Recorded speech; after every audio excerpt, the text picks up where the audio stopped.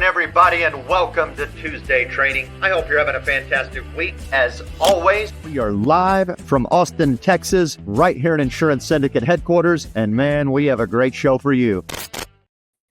Good morning. What is happening? Why does it keep making me small? I'm not small. How are you guys doing, man? It's Tuesday, and I've got a boatload of information lined up for you guys on we're going to recap some of the CMS final rules, some condensed items. We've already talked about it a little bit in the past. I did a webinar for HAFA last week. If you're not familiar with HAFA, that is the Health Agents for America, led up by Ronell Nolan. Definitely the bulldog out there advocating for Medicare agents at Capitol Hill, like rubbing shoulders with the big dogs and definitely trying to get some changes made. She does a fantastic job. But I was able to do a webinar for them going over the CMS final rule as it pertains to agents, looking at the rules from how they're going to impact agents the most. We're going to talk about some of that today. We're going to talk about some of the recent items that have developed. There was a big hubbub yesterday all over the Facebook world with agents sharing in groups some new procedures, if you will, from a certain carrier. We're going to dive into that. And we're going to go kind of a little bit through some forecasting, so to speak, on what the world of Medicare as an independent insurance agent, agency owner, et cetera, is probably going to look like, not just in 2026, but in the next, say, 24 to 36 months, as an example. Now, a lot of the information that I'm going to talk about might sound negative, but I can't be more honest with you that I am more bullish and more excited to be in this industry now than I probably ever have been. And I've been in the industry a really long time and enjoyed a phenomenal career. For those of you that know me, most of my time has been spent at the wholesale level, working in wholesale distribution, product design, development, etc. Got out of that space a few years ago and have been all in with my own IMO, along with my partner, my wife, Grace Merwin, Grace Avila, running Go Avila Insurance Brokers and Avila Medicare Solutions. So I'm definitely close to a lot of the information that is out there. I keep my eyes peeled. A lot of you guys know that do follow me, that I do my best to stay on top of this stuff, very educated. So we got a lot to talk about, I wish I had time to talk about the fraud that is out there, but I'll just mention it. Yes, another person got busted for Medicare fraud, $425 million in Arizona, man. And it's all around what it usually is around getting Medicare numbers and ordering unnecessary durable medical equipment, right? Here's just another example of some guy out in Arizona that's do it. 79-year-old. He owned a company called, where is it here? It's a software company. Power Mobility Dr. RX LLC. And his co-conspirators targeted Medicare recipients who provided their personal info and agreed to accept medically unnecessary items. So there we go. There's another guy out there defrauding Medicare. So I will bring more of that up in the future, I'm sure. Hopefully, and it certainly seems like they're getting a better handle on it. But anyway, we have a lot more to dive in than just that. And again, I just want to reinforce that while a lot of the things that I might talk about might sound negative, right? And there's a lot of agents out there that are very negative about the Medicare space right now. I couldn't be more bullish. And hopefully by the end of the show, you will understand why I am very excited for the future of our industry as an agency owner myself. But we've been going through a very meaningful correction in the last 24 months or so, especially this year, this AEP, right? So I want to cut through some of that noise and the speculation and explain a little bit about why carriers might be making some of the choices they're making, why regulators might be acting the way they are. and then kind of what this really practically means for agents and maybe give you some agent actions. I've even got a couple of handouts. If you stay to the end of the show, there'll be a QR code that pops up. I have a couple of takeaways for you. We're going to give you a hot sheet takeaway for the CMS proposed rule for 2027, and also a checklist of items for Part D credible coverage that you can utilize, because that is changing as well, and is probably going to be one of the items, in my opinion, that will create, or could create, I'll say could create, major compliance problems for agents if they aren't tedious about helping their Medicare beneficiaries that are probably still getting group coverage, and determining whether that group coverage or not is creditable to get them around the Part D penalty. And this is definitely a sticky point, because let's be honest, to a large degree, we can't even really enroll people in Part D plans now. Most of them have been stolen from us or are just flat non-commissionable. And we already know that if you're writing a non-commissionable PDP, that can create an E&O problem, because you now don't have a fiduciary responsibility or a fiduciary relationship in that product sale, since you're not earning a commission.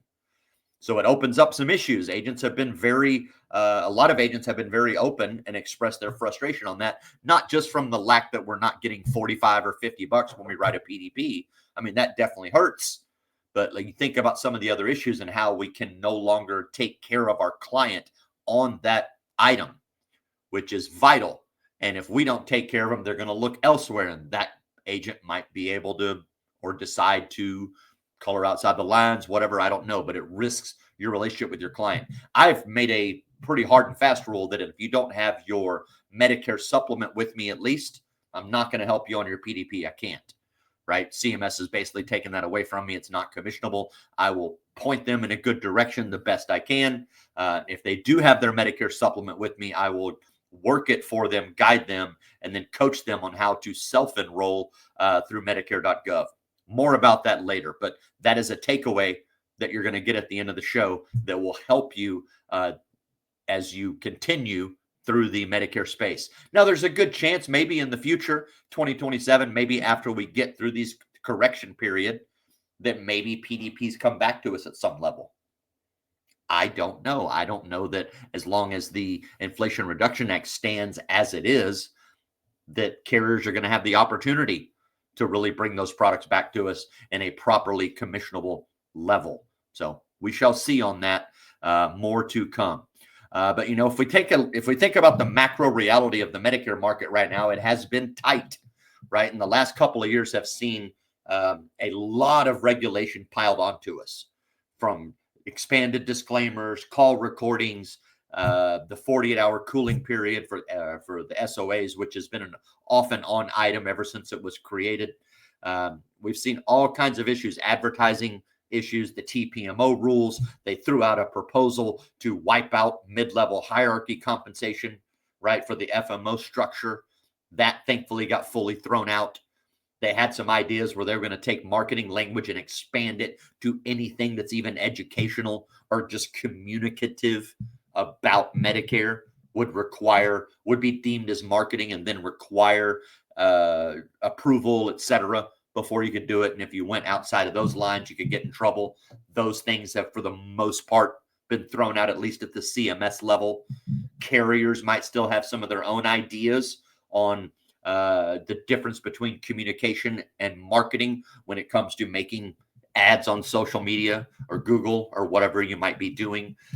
So some of those things you might want to look at a little harder. But the truth is, we have been going through a large correction.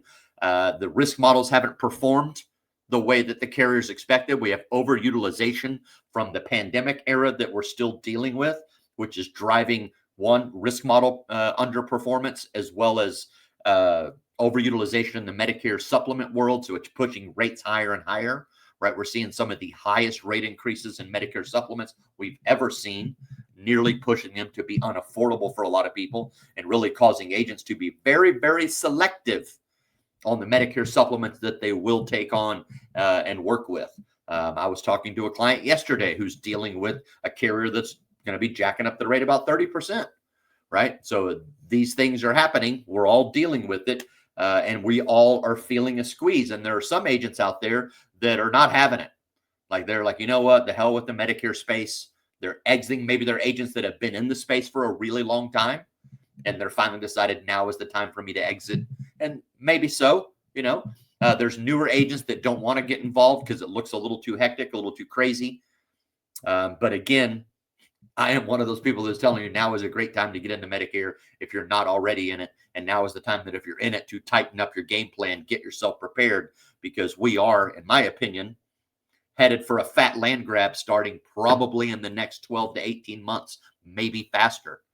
And we're going to go through that. So I want to be really clear. Like, this isn't everything that we're seeing isn't a collapse of Medicare distribution. It's not the end, right? But it is the end of shortcut models. It's the end of sloppy compliance.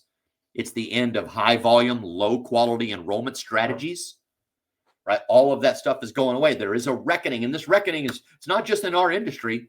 Like, I follow Patrick Bet-David a lot, and he has been talking about this, that there is a massive correction coming to most industries that is going to push out shady people, right? Fraudsters, etc. People that aren't running a clean and proper and reputable business. Ours is in the same spot. So we are going to see a lot of that, which if you're an agent that's doing it the right way, if you're an agent that's doing it clean, and you're crossing your I's and you're dotting your T's, you're going to be fine. And you're going to be positioned well. And that's really probably my biggest message here, because I'm of the opinion that CMS is signaling more of a long-term direction, not sudden chaos. And we're seeing themes even from the previous administration and the new administration. And there's some differences, right? There's some dial back that we're seeing in the CMS proposal, which I'm going to dive into on some of the regulations. But when you really look at it, you think about the macro theme behind it. There's a greater emphasis on enrollment intention, making sure that the proper intention is behind each enrollment and the documentation behind it, that there are fewer gray areas around scope of appointment documentation, marketing, and SEPs. That doesn't mean that they're coming down harder. They're just trying to make it more clear, more intentional. And there are definitely some higher expectations for agent and plan accountability coming, as well as a cleaner separation between education and enrollment and so forth, right? So before I jump into some of my notes on the CMS final proposal, understand that all of that stuff is just proposed. It is not finalized by any means. I'm of the opinion that all or most of that will go into effect for 2027, but we'll get there. But recently, we've seen a few carriers already, or at least one carrier that's come out and announced it. I don't think they're going to be the only one, but we will see.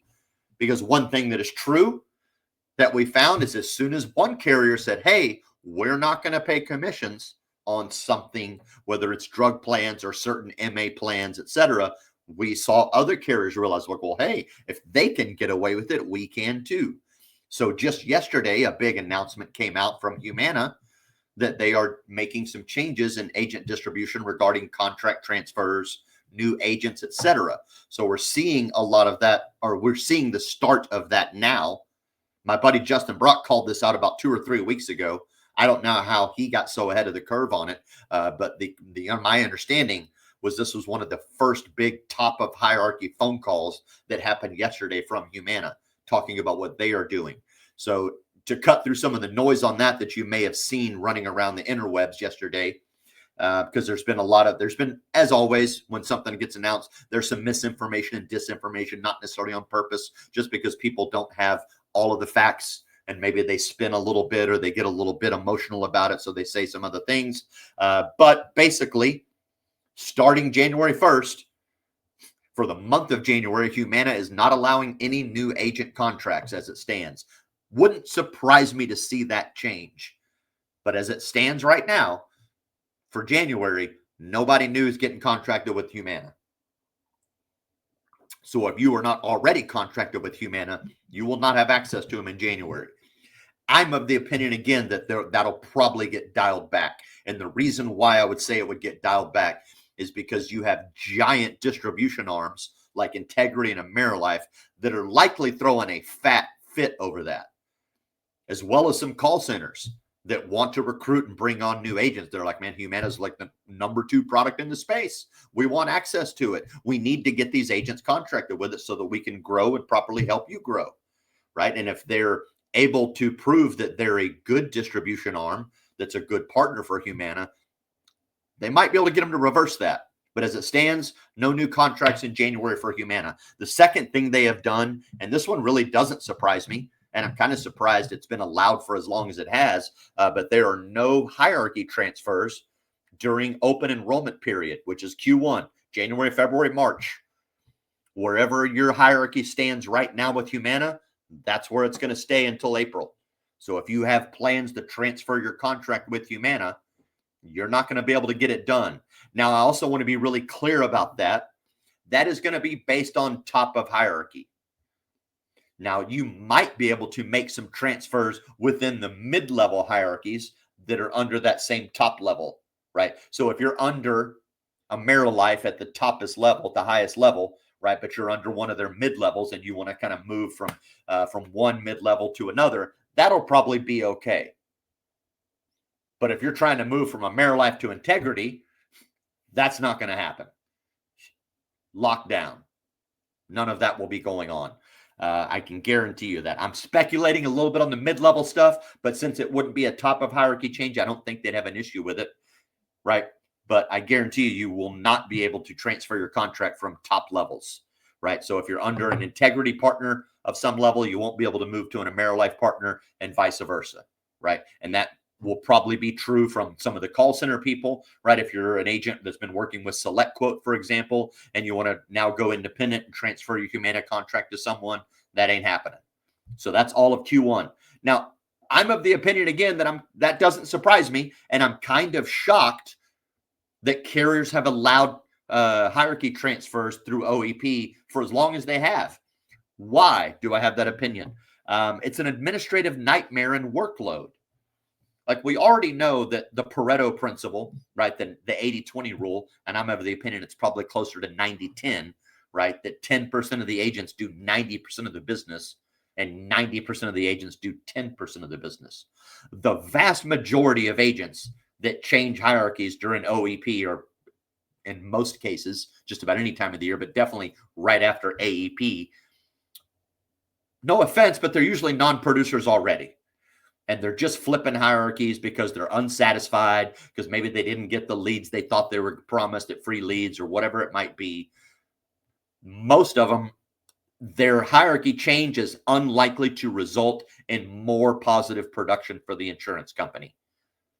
That's not an absolute, but that's the vast majority, right? Solid producers that run solid business and have solid alignment, they don't transfer their contracts because they know how to run their game and they're good at what they do and they have a good partner. Are there exceptions to that rule? Absolutely, there are some exceptions to that rule where you have a good agent that is unfortunately misaligned with someone and they are a good producer and they have an alignment that they want to work with. I have a couple of agents that are in that space right now, solid producers, but have realized that, hey, I'm really not at the right connection point where I'm getting the true level of service that I need to service the couple of hundred apps that I write every year. So I want someone that's a little closer with boots on the ground that can help me and grow my business a little more directly versus being aligned with someone maybe that doesn't really even understand Medicare. So, but those are few and far between. That's a very small percentage of the agents. So you can argue that, well, they're harming all of these agents, but this isn't about punishment. It's about risk management ultimately. So they're trying to protect. And another guy brought up a great point. Henry Monahan, in one of the discussions, brought up a great point that, hey, think about Humana. If they all of a sudden allow all these agents to move around and create all this stuff, they're going to create issues that could result in a reduction in their star ratings. Absolutely. That's a good point. So it could very well be another effort in risk management. I'm of the opinion they just don't want the administrative workload. They want to focus on some of their current objectives, which is primarily the next topic that I'm going to get into on this is improving their metrics and calling a bunch of agents. Probably we're likely going to see a bunch of agents get pulled from Humana and get their contracts terminated. And again, I'm using Humana as an example because they're the first one that have started this trend. And I don't think they're going to be the only one.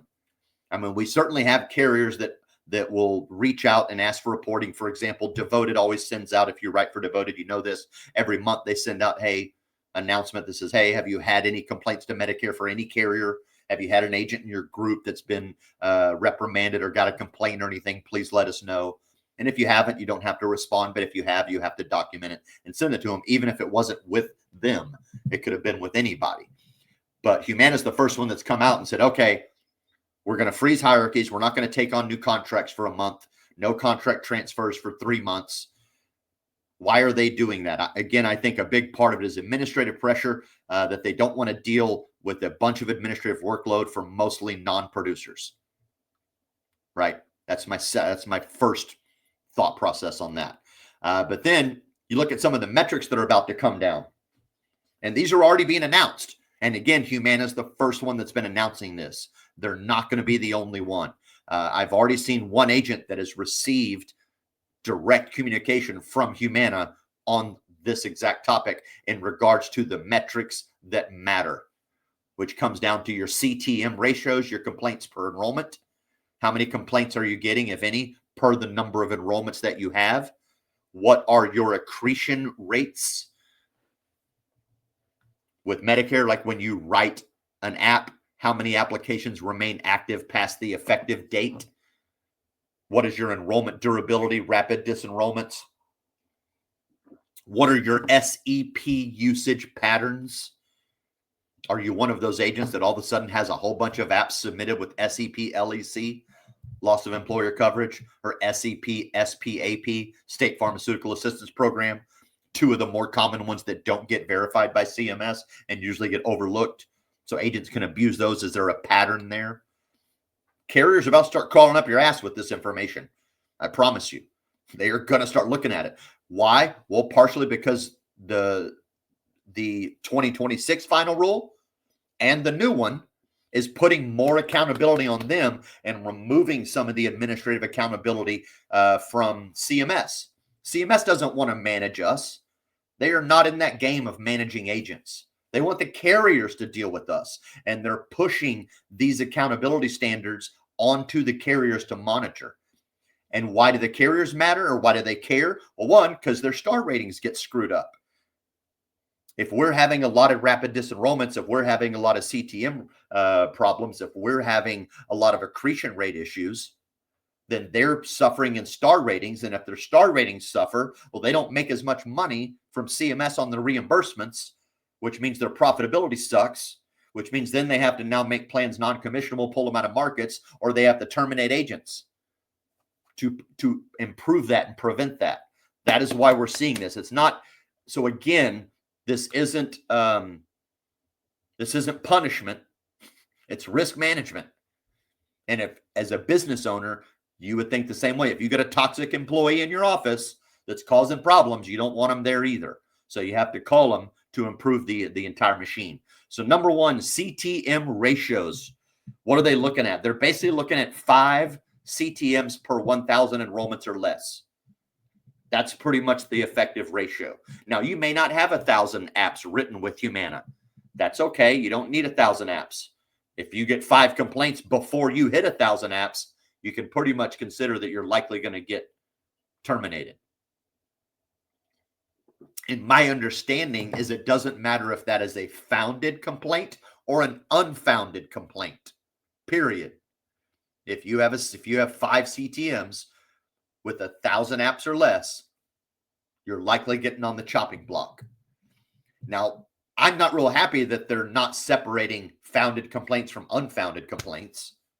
I have an agent that I work with that's already got 2 CTMs with Humana in 5 years, less than 1,000 apps, and both of them per Humana, after we turned in everything, said, hey, obviously it's an unfounded complaint. Your agent did nothing wrong, but it still counts as a CTM against them.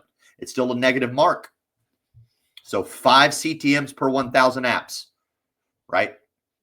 Next one is your accretion rates. They're looking at 68% as the cutoff, which means, in simplest terms, for every 10 applications you write in the Medicare Advantage world, If 7 of them aren't getting accreted and sticking past the effective date, you're probably going to get terminated. Say that one more time for you. For every 10 Medicare Advantage apps you write, if 7 of them aren't getting accreted by CMS and going into effect past the effective date, you're likely going to lose that contract.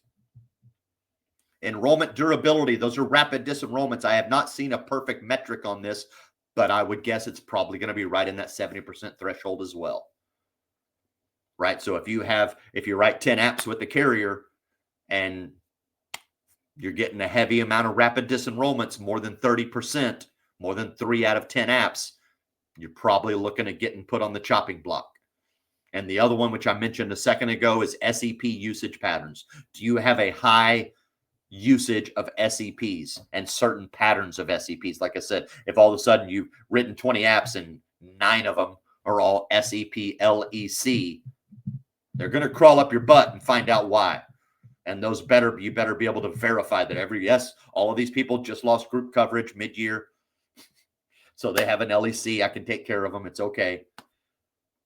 Right? Or yes, all these people did lose access to the State Pharmaceutical Assistance Program. I promise you I'm not abusing the SPAP LEC or SEP that doesn't get verified by CMS. Right?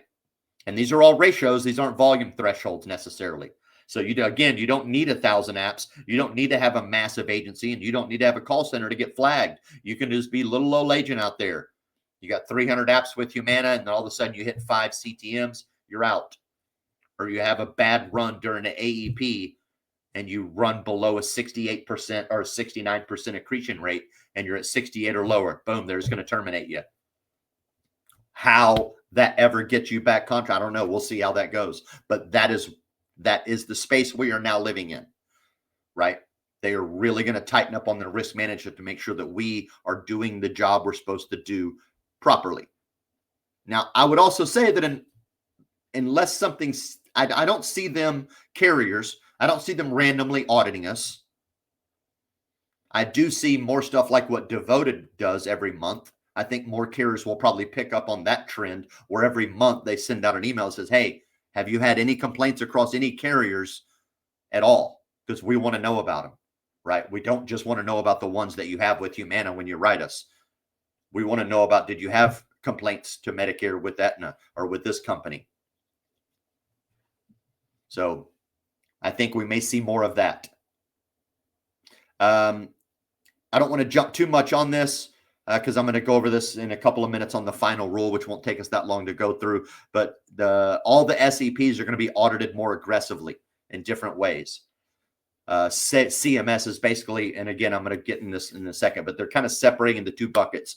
The SEPs that are managed, right, or looked at from CMS's viewpoint, the ones they control, and then the ones the plans control.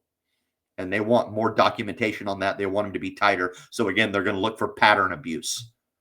Because why? That reduces churn. And why is that good for you?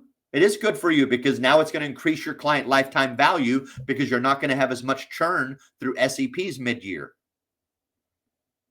That's why they changed the SEP on Medicaid for DSNPs, because people were flipping DSNPs every quarter.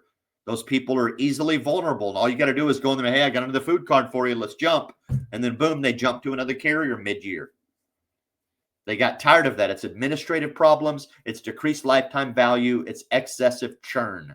So now what they do, they came up with 1 SEP for Medicaid folks. You have to be full dual. You can change every month. But think about that harder. How many FIDE or HIDE, right, FIDE and HIDE DSNPs do you really have in your area? Not that many. And that's probably going to reduce even more over the next few years. So once you have your full Medicaid eligible person in the FIDE plan that's in your area, they can't move because there's probably no other FIDE or there's no FIDE or HIDE plans out there. You only got 1, maybe 2. And so if they're in the FIDE plan that covers all their doctors, they're not going to move to the other one that probably doesn't include the same network. So it reduces churn, increases lifetime value for you. It's a good thing, not a bad thing. And again, I think that's where people kind of miss the point is they look at a lot of this regulation, they look at these rules and they immediately think negative and like this is bad for the industry, it's bad for the agents, but no, they're pushing out sloppy operators. They want to discourage the people that are thinking to get into this business with a get-rich-quick mentality. It's going to reduce competition for ethical agents that do the right thing, and it's going to raise the professional bar. My buddy Medicare Bob said it in Alabama at Medicare Con 2. If the onboarding experience for Medicare beneficiaries does not improve, the beatings will continue, basically. Regulation will continue to get handed down. We will continue to be scrutinized heavily if the onboarding experience for the clients does not improve, right? So while the agent pool might tighten, might shrink a little bit because you have agents that aren't willing to run through a more tedious environment for a period of time. You have sloppy agents and sloppy operators that are getting pushed out of the business. So it's going to reduce the agent pool. That's great for us because the one pool that is not shrinking is the pool of Medicare beneficiaries. It's still growing at over 10,000 people every day. So the need is still there, but the supply of quality agents is going to thin. That is good for you as long as you're not one of the sloppy operators. So a couple of actionable steps, like your focus should be maybe a little bit on slowing down just for a little while, slowing down your enrollment velocity for a minute and strengthening some of your documentation habits, especially true if you're in the telesales game. Learning to reduce unnecessary plan switches. Building better long-term client relationships. Touch your clients more often. Stop writing your MA plan and sending them off into the wild, wild west. We touch our clients 6 to 8 times in the first 90 days. Why? Because I don't want rapid disenrollments, number one. And I want to cross-market secondary products to increase my lifetime value and increase the relationship I have with the client. It's not that difficult. Learn to track your own metrics.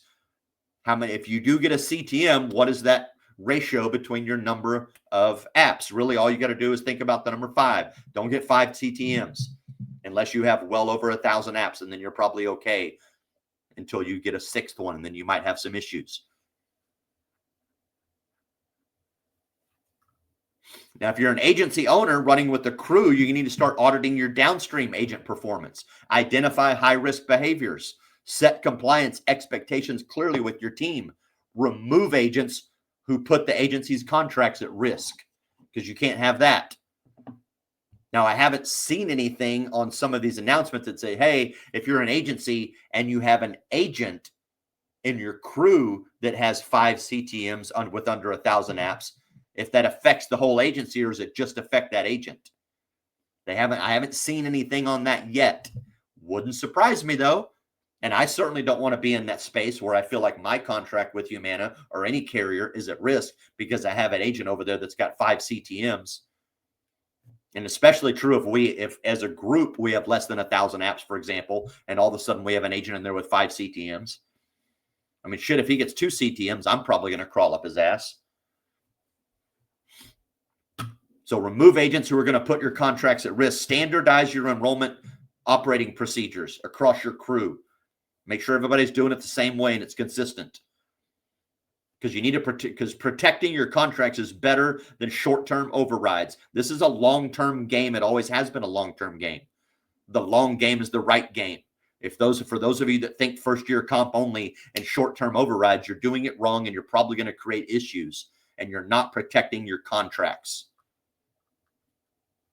All right. So with that said, I want to dive in a little bit into the CMS final rule. This won't take long. It's some streamlined notes that I put together, and I do have a presentation for you so you can follow along on screen right here. Boom, shakalaka.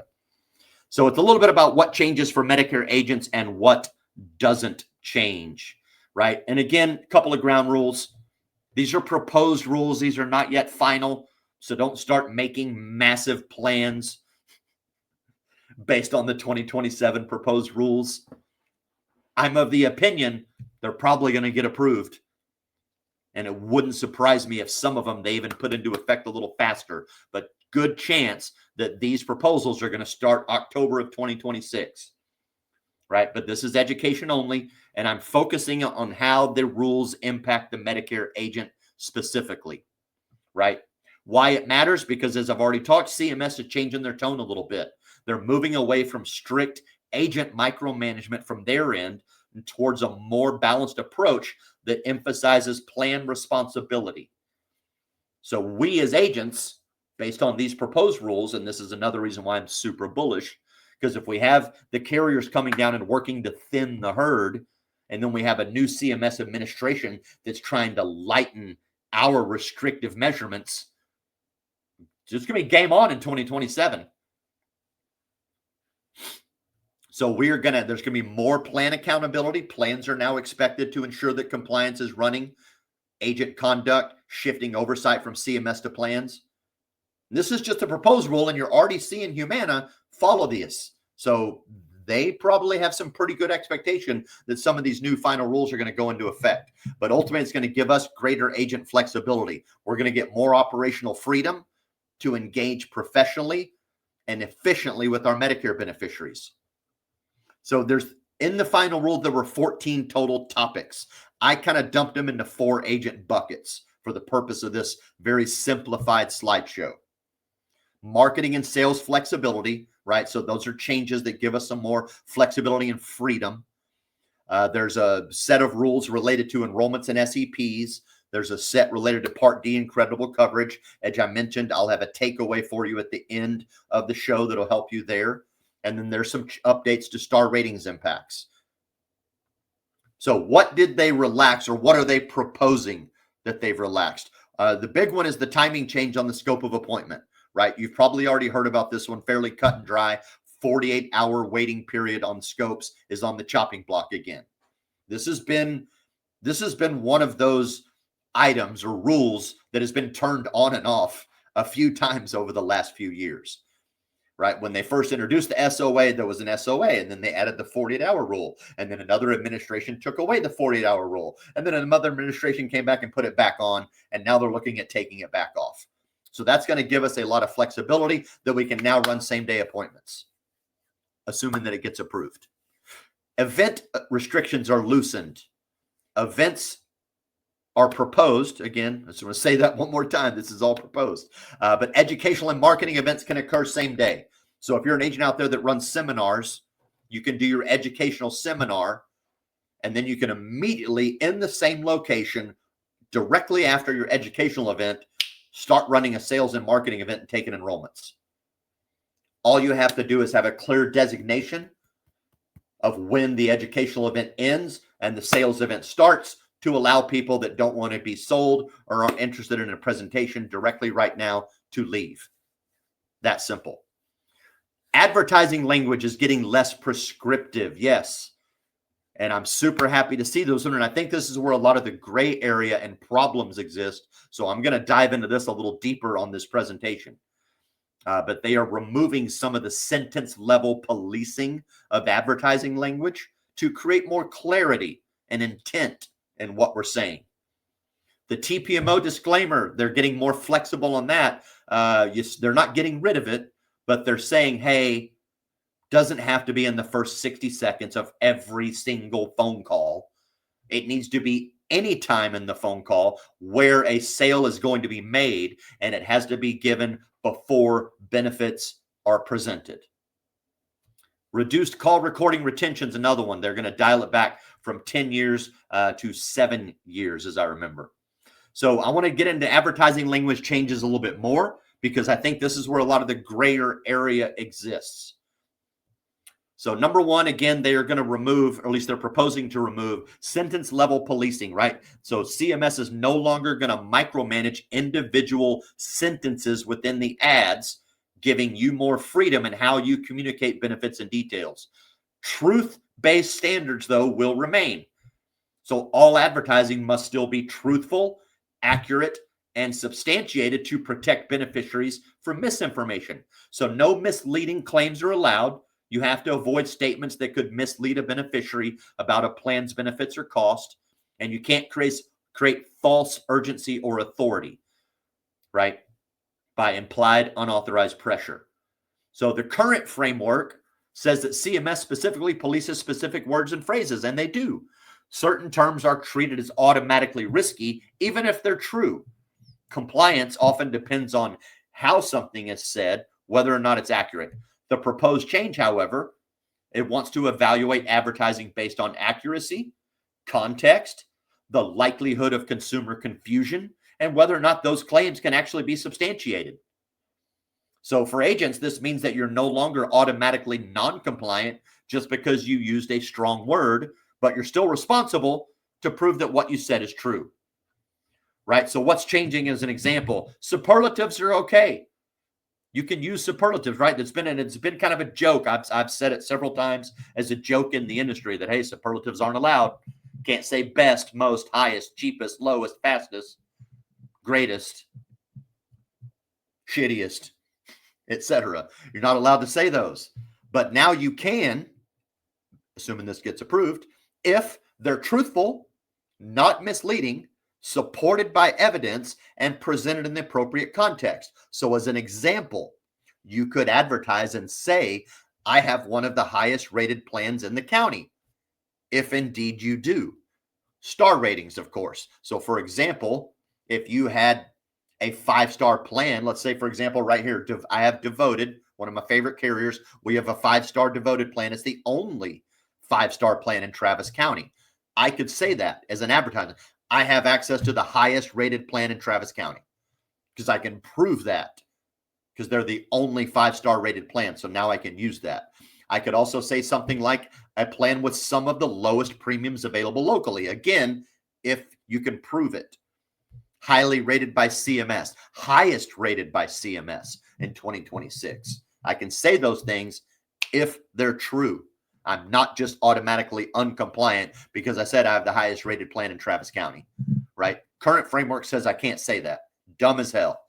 New framework says if I do have the highest rated plan in Travis County, I can damn sure say it and advertise it.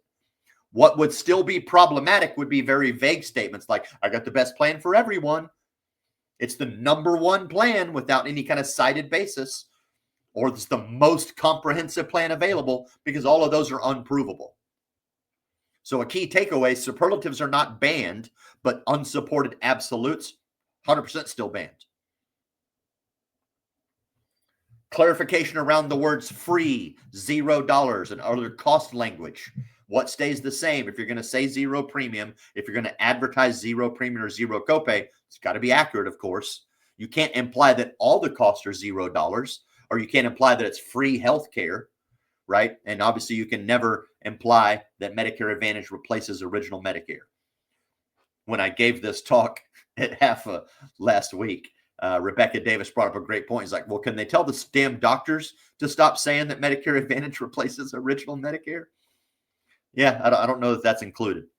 Now, what is clarified in this new final rule? They're going to emphasize contextual accuracy over rigid phrasing. So saying zero premium plan is fine. Saying or implying free healthcare is not fine. So as practical agent guidance, just pair your cost claims with implicit or explicit cited or backed up content. For example, zero premium plan available, though other costs may apply depending on services or usage.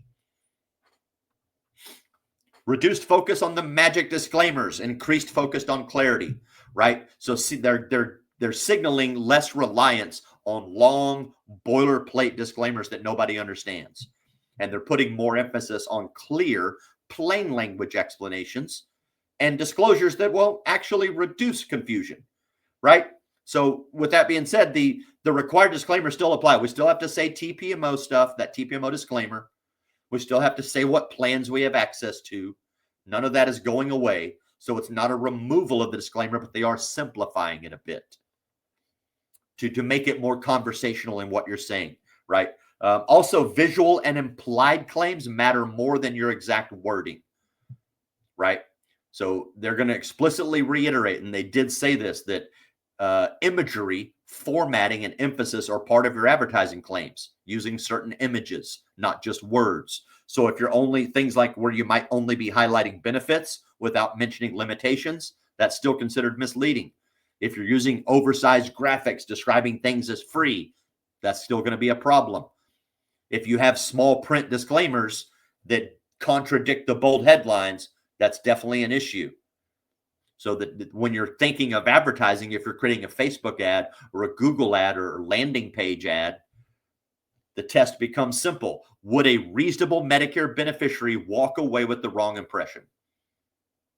If not, you're probably clear. So their focus is their enforcement focus is based on harm, consumer harm, not technicalities, right? The current rules are judging us very hard on technicalities, use of superlatives, use of different language, having to say it right here in this exact moment, right? But the new rules are really looking at, hey, is a consumer being harmed? Is there a likelihood that a consumer is going to be harmed? If so, we're going to focus on that, but not pure technicalities. So we're going to see less scrutiny and less penalties for purely technical, non-harmful errors. And they are going to expect plans, not just us, to maintain compliance systems. So that's going to ties right back into greater plan accountability, reduced agent micromanagement, and more reliance on pattern recognition and audits based on that. So what's not changing, right? Even with some of these loosed up restrictions, you still can't claim that you're part of Medicare or CMS. You can't say that a plan is government endorsed. You can't imply that enrollment guarantees eligibility. You can't use fear-based coercive language. You can't misrepresent provider participation, even though there's a bunch of carriers still putting out ghost networks. Don't even get me started on that one. But you can't do it. You can't misstate star ratings and benefits, right? So truthful flexibility doesn't equal relaxed integrity. So a safe lane as an agent, speak accurately, avoid absolutes unless you can prove them, provide context, not hype, match any headlines to the fine print, assume visuals count as claims, and let documentation back you up. So looking at the TPMO disclaimer real quick, so I want to get this done on time for you guys. We still have to say the TPMO disclaimer. It's not going away. The flexibility, again, this is based on this getting approved. This isn't enforced yet. We don't have to say it on the 60-second clock of every single phone call. You can say it naturally as long as you do it before you present any benefits. You don't have to include the ship reference anymore as part of your disclaimer. And that includes whether you're saying it verbally on the phone when you're doing a phone presentation or face-to-face or setting the appointment for that presentation or on your website, email, all of that. You'll be able to get rid of the ship disclaimer as part of it. You still got to keep Medicare.gov in there as a trusted online resource for beneficiaries. But that's going to give you a much more natural delivery, which will sound more trusted, number one, and it won't be as rigid. SOAs, I already mentioned this a little bit, right? They are going to, based on approval, they're going to wipe out the 48-hour waiting rule. So first day appointments. We get same day appointments whether someone walks in or not. They're also going to allow, and I love this one, they're going to allow the SOA during educational events. That used to be allowed. When Grace and I first were building this business, we were doing a lot of seminars to help get it rolling. We don't do as many now, but I'm sure at some point we'll go through another growth phase where seminars are going to become a big part of what we do. We do more webinars now than anything, which work great. But as my agent base is growing, seminars will probably become another part of what we do. But we used to hand out. We had a folder, and in that folder would be a PTC form, permission to contact, a scope of appointment form, and a short intake form, nothing intrusive. Just some basics about what you're looking for, doctors, drugs, etc. The things we need to kind of start looking at plans. Then they took away the SOA. So then all we could include was the PTC and an intake. Still okay, but kind of dumb. When you think about it, from a sales process, it's stupid not to allow the SOA during an educational event. Here a person comes to your educational event. They hear you give this great presentation. They fill out the PTC form because they want to talk to you some more. They even take time to fill out an intake form because they want to give you some information to give you a head start on the case. And then you call them using the PTC form after the event. Hey, thanks, Betty. It was great to see you. blah, blah, blah. It looks like you're using Dr. Johnson and Dr. Williams, and you're taking a few of these scripts, and you're more concerned about benefits based on this, that, or the other. Excellent.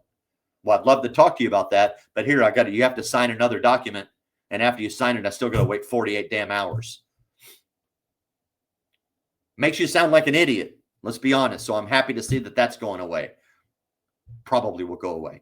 And then they reinforced that electronic SOAs are permitted. We can already use electronic SOAs. They wrote that in there to codify. All we want is in writing. Now, this came up on the half a call as well, because we do this, and this was a concern of mine, because in the final rules, and especially where they mentioned that the electronic SOAs are permitted, right? Whether you're using Sunfire or Connecture or Retire Flow, or you have it on a tablet, whatever it might be, those are still permitted, and they codified that you can use those. But they also codified that it is in writing, which means not verbal.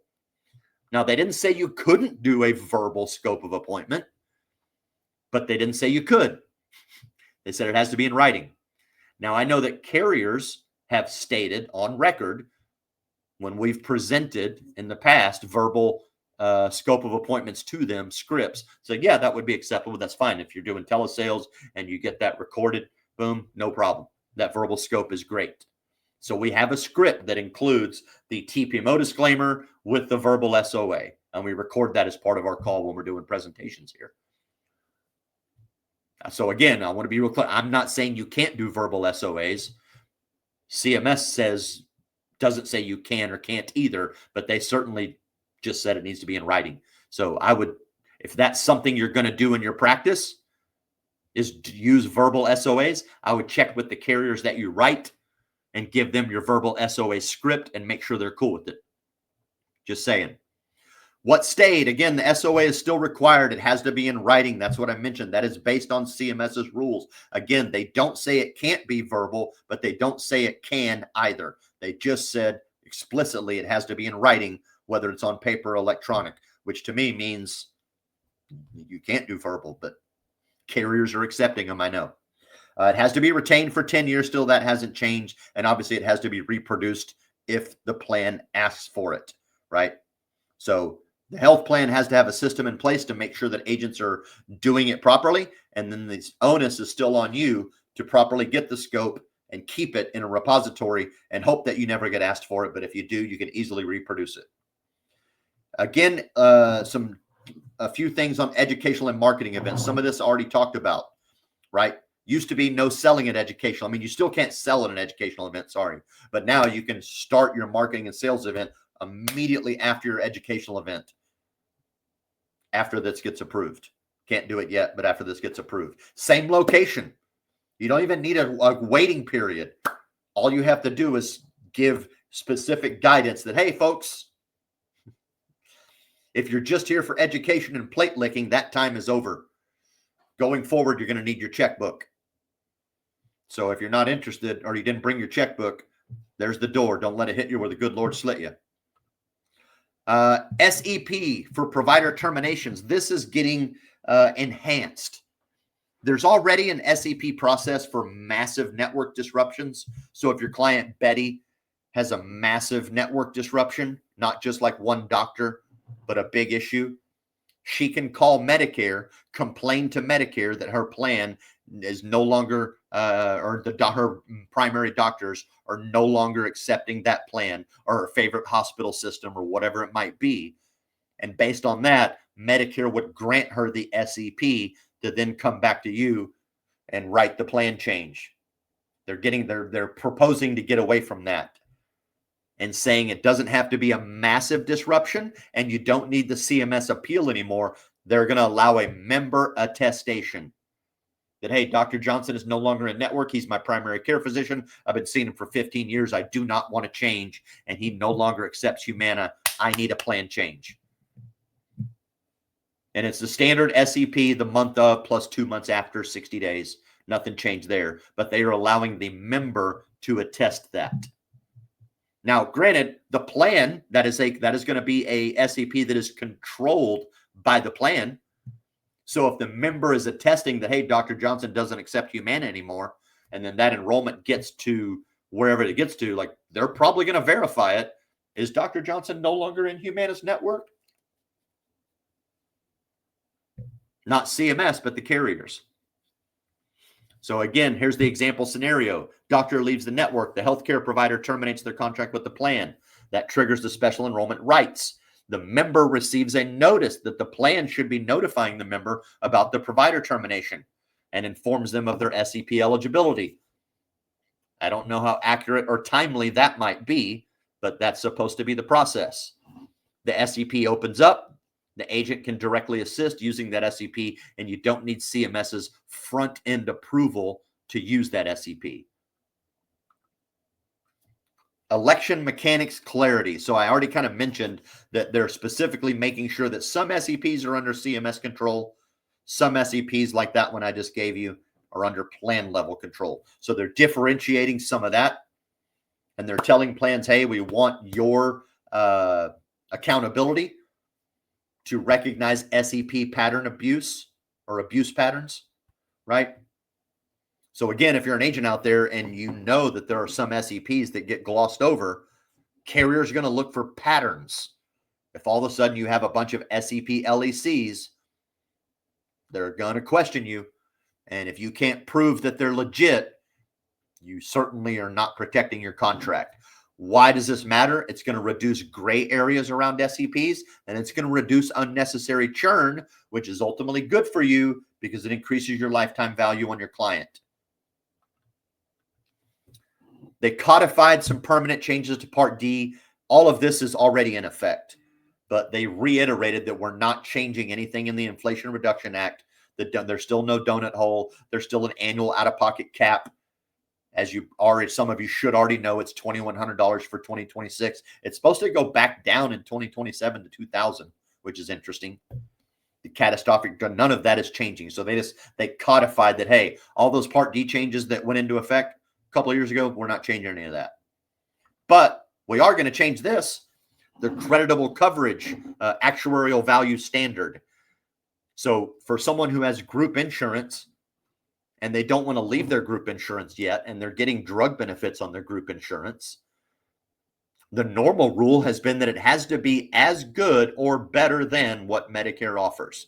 And it's hard for a group plan to compete with the new rules of Part D plans that have a $2,000 or $2,100 max out of pocket with $35 insulin and some of the other rules that are out there. So now they're saying it has to be a 73% actuarial value standard. So as long as your group drug benefits are at least 73% as good as Medicare's Part D plan, you're all right. And you can get around the late enrollment penalty. So certain plans are discontinuing their creditable coverage notices, and this will require us to rely, or require agents to rely a little bit more on direct verification with our client and the interviews, right? The late enrollment penalty doesn't change, but they're changing the standard to get around the late enrollment penalty. Doesn't have to be 100% actuarial value, 73%. So this creates some intake questions that we can use to gain importance, right? With fewer automatic notices, agents must carefully ask intake questions to confirm a client's prior coverage status to enroll and avoid the penalties. Now, to verify the coverage, the onus is not on us to do the math. The onus is only on us to help the client verify that their stuff is creditable. So they will want to document a few extra little items. Maybe that's why I created this takeaway I'm going to give you guys in a minute. And we want to avoid, as agents, blanket assurances, right? That broad guarantees about credible coverage, that each case needs to be looked at a little bit different. And a safe option, basically is to roll them in a $0 WellCare drug plan just to be safe. If you've got one in your area, and you probably do. Star rating updates. What stayed in the star ratings? The framework is still there. They haven't changed the framework necessarily of star rating, right? It's still high star ratings still get quality bonuses. None of that is changing. The reward factor mechanism still remains in place, right? The rebates are still there that include from star ratings. None of that stuff changed. But what did change is a little bit on how they're going to math it up. One, they're getting rid of the health equity index reward. That's out, or at least it won't be applied if this final rule is approved. They're also getting rid of what they call some low value measures. I don't have a detailed list here. I do have a detailed list of them. I haven't had a chance to document it to make it available. And also what they call low value screening measurements. They have a long phase out plan for those.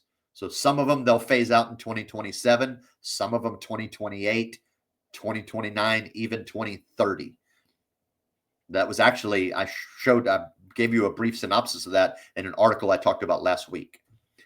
They are adding a new depression screening manner to star ratings, and I like this. I like this a lot because this is one of the items that our Medicare beneficiaries are very vulnerable to: isolation, depression, etc. Right? So adding that depression screening measurement in is now a weighted item in star ratings. In other words, they want to know that the plan has a screening measurement or a screening effort for all of their enrollees to verify, is this person struggling with depression, isolation, loneliness, etc. Because depression leads to chronic disease, right? Chronic disease leads to higher claims and problems. So they want to make sure that there is a depression screening measure and that plans are being held accountable on it. And if they are, they're going to get rewarded with the higher star rating. Impact on plans and benefits. These changes are obviously going to influence plan design, right? But they don't affect us directly as far as licensing and so forth. Yes, Matt McComb, the 73% credible coverage is going to be tough. Again, that's why I have a checklist that I designed for you. And I will give it to you here momentarily. Stay informed. What should you do? Stay informed on the rule updates. I will do my best to help keep you guys informed. Keep maintaining tight documentation practices. Do not start overhauling your processes now, because this is all just proposed. But be prepared for the changes and don't panic. And again, as I said, ultimately, this all adds up to good news for us. So if this gets finalized, there's probably some SOA workflows that you might want to update, because you won't need the 48-hour rule anymore. You can start using them at educational events. You might want to revise call scripts, again, if this is finalized, because you'll need to update your TPMO disclaimer and where you place it and what you place it, etc. And obviously just follow specific carrier guidelines. So if you're not sure how the carrier might interpret a rule, ask them. Like I said about like the verbal scope. If you're in telesales like I am and you're using verbal scopes, even though CMS didn't say you can't do it, they certainly didn't say you could. Check with your carrier and make sure they're okay with your verbal scope. And then continue, obviously, prioritizing compliance and documentation. Now, again, I promised you a couple of takeaways. So if you scan that QR code, I have 2 takeaways in there for you. Totally free. You don't have to enter your information. It's just going to take you to a shared site where you can download the 2 links. One of them is the proposed rule hot sheet. It's a single-page hot sheet that goes over a lot of the proposed rules. It's bullet points. It's not super detailed, but it will remind you of some of the things that I've talked about. And probably the more important one is the Part D creditable coverage checklist. So it is a checklist of items that you can do to help your client determine if their Part D coverage through their group plan or their drug coverage through their group plan is creditable against Part D based on the 73% actuarial value. It's mostly a checklist to cover your ass. If you follow the checklist, it'll help you cover your butt. Make sure you have the right documentation so that you can explain why you advise the client that their group plan is probably fine, or that they should probably go ahead and at least get WellCare's $0 drug plan and get around the penalty that way. Fairly simple. So that's the show. I'm about 5 minutes over time. I appreciate you guys. All of this ultimately, again, is great stuff, because the whole idea is that this isn't punishment. It's risk management. And if you're an agent that's already doing it cleanly, buckle up, because you're probably going to be well positioned for a fat land grab starting in 2027. And actually, I would even say next year or 2026. I know we're still in a hard year for another year. We still have a bunch of non-commissionable plans. We still basically can't write Part D plans. How much of that will change in 2027, I'm not sure. I think probably the non-commissionable plans will get washed out, or at least a very large chunk of them. It won't be as dramatic. And I'm hoping some of the regulation on plans lightens up and they become more profitable, so that's not as big an issue. And maybe we see some footprint expansion again in the right areas. But again, I've never been more excited to be in this business, because the Medicare, like I said earlier, the pool of Medicare beneficiaries ain't stopping growing. It's continuing to grow, but the pool of agents is going to start shrinking, which is more opportunity for us. See you guys next week.